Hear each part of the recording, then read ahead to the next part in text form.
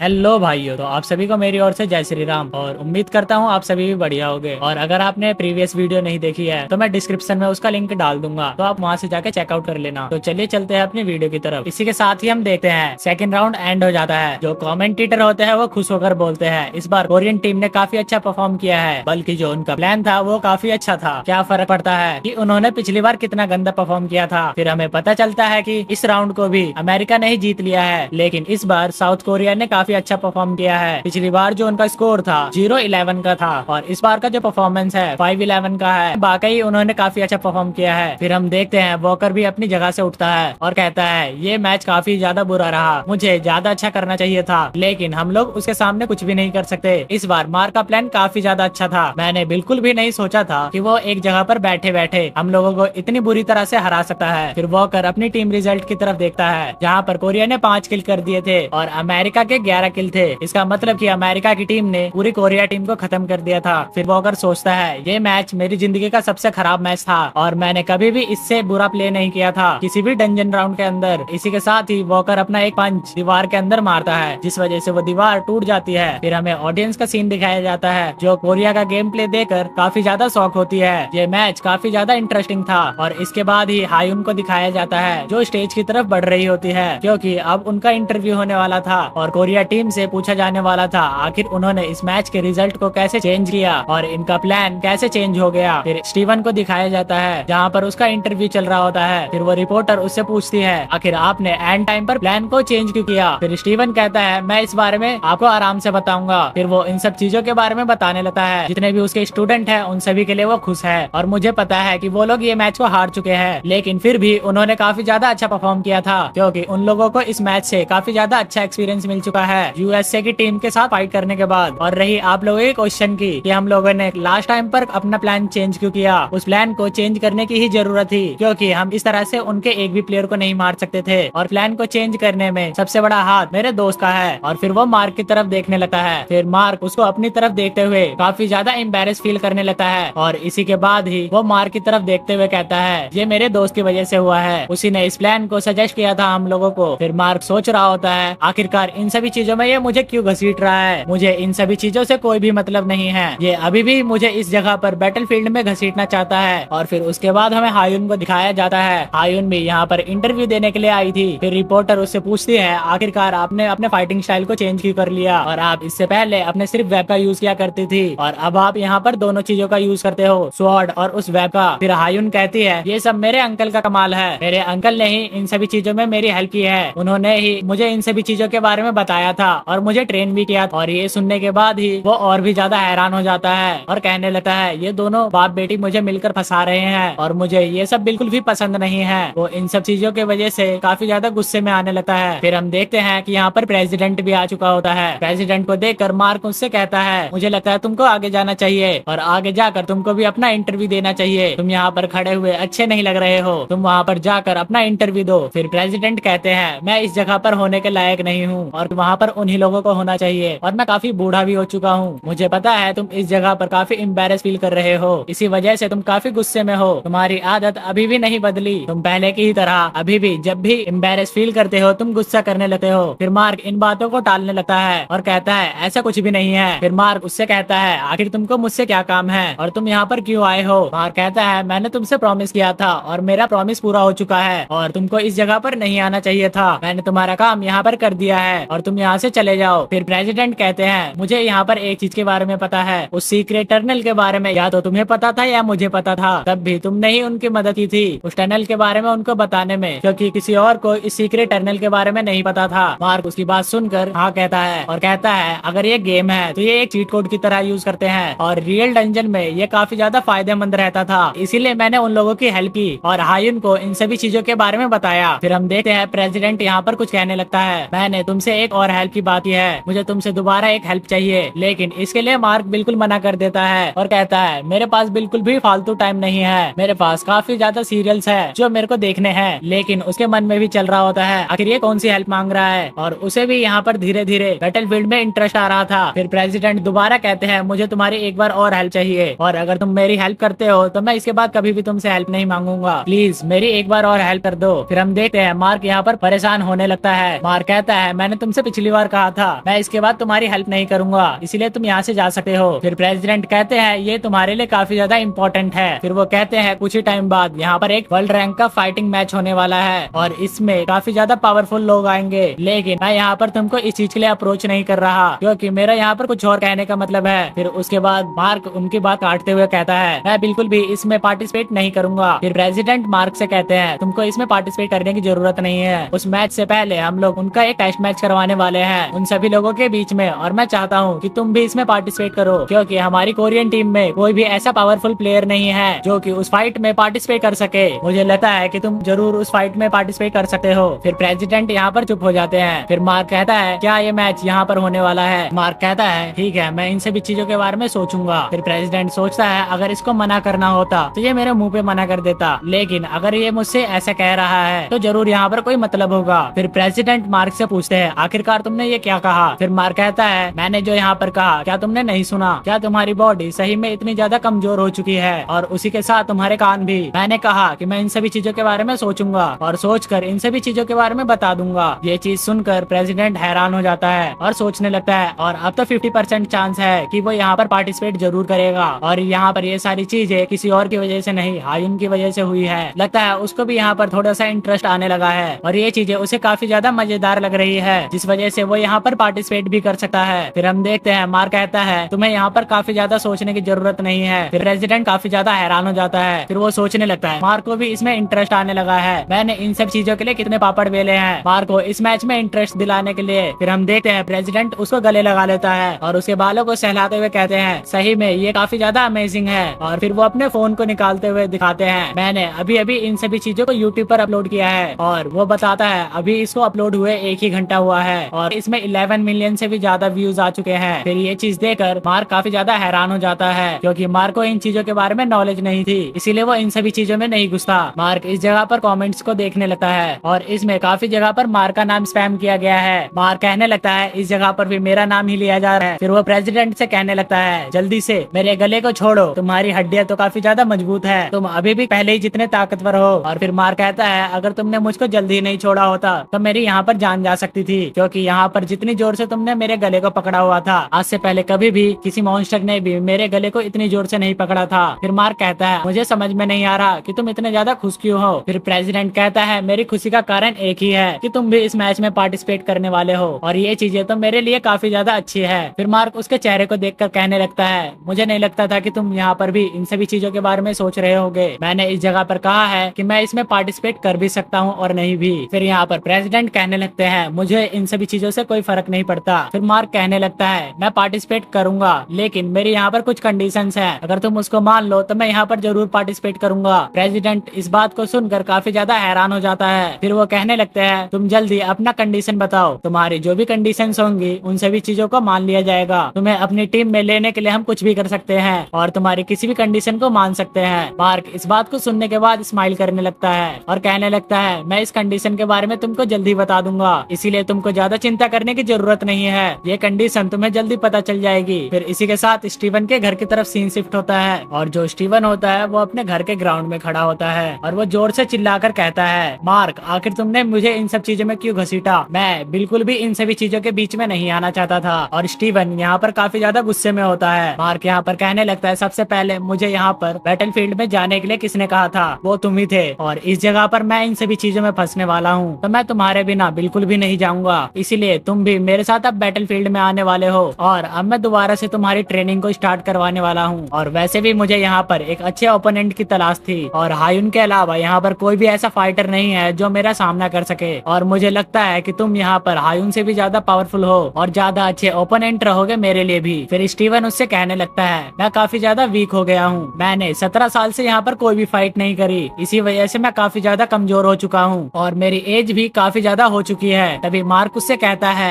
अपना मुंह बंद करो और अब मेरे साथ फाइट करो, तुमको इस जगह पर मेरे साथ फाइट करने के लिए ही बुलाया गया है। तभी स्टीवन यहाँ पर कहता है तुम यहाँ पर क्यों नहीं समझ रहे, मैं काफी ज्यादा बूढ़ा हो चुका हूँ और मेरी स्ट्रेंथ भी काफी ज्यादा कम हो चुकी है और मैंने 17 साल पहले ही अपने हथियार डाल दिए हैं, जिसके बाद मैं बिल्कुल भी इतना ज्यादा स्ट्रॉन्ग नहीं हूँ कि तुमसे फाइट कर सकूं। तुमको मुझे देखकर लगता है कि मैं फाइट कर सकता हूँ, मेरी एज और तुम्हारी एज में काफी ज्यादा डिफरेंस है और 17 साल में तुम में और मुझ में काफी ज्यादा अंतर आ चुके हैं, इसीलिए तुमको अकेले अकेले फाइट करनी चाहिए और तुम किसी और को ढूंढ लो। लेकिन मार्क यहाँ पर उसकी बात नहीं सुन रहा होता और उससे कहने लगता है कि जब मैंने तुमसे कहा था मैं यहाँ पर सिर्फ टीवी शो देखूंगा और शांति से घर में रहना चाहता हूँ, तब तो तुम्हें मेरी बात बिल्कुल भी समझ में नहीं आ रही थी, इसीलिए मैं तुम्हारी बात को बिल्कुल भी नहीं समझूंगा। इसीलिए यहाँ पर जो तुम्हें काम दिया गया है तुम उसे करो और यहाँ पर मेरे साथ फाइट करनी चाहिए और इसके अलावा कुछ भी नहीं। और हम देखते हैं मार्क की ये सभी बात सुनने के बाद स्टीवन कुछ भी नहीं कह पाता और स्टीवन कहने लगता है तुम तो मेरी बात को बिल्कुल भी नहीं समझ रहे, तुमको मेरी बातों को समझना चाहिए। मैं एज में काफी ज्यादा बड़ा हूँ और तुम काफी ज्यादा यंग हो, जिस वजह से तुम फाइट कर सकते हो, लेकिन मेरी बॉडी फाइट में ज्यादा साथ नहीं देगी। लेकिन मार्क यहाँ पर उसकी बातों पर ध्यान नहीं देता।